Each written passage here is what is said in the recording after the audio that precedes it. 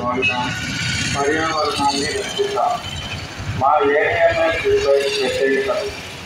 మా AMS bike non breakable body, 3 సంవత్సరాలు warranty మరియు గ్యారంటీ, 4 మరియు 5 గంటలలో ఛార్జింగ్ అవుతుంది.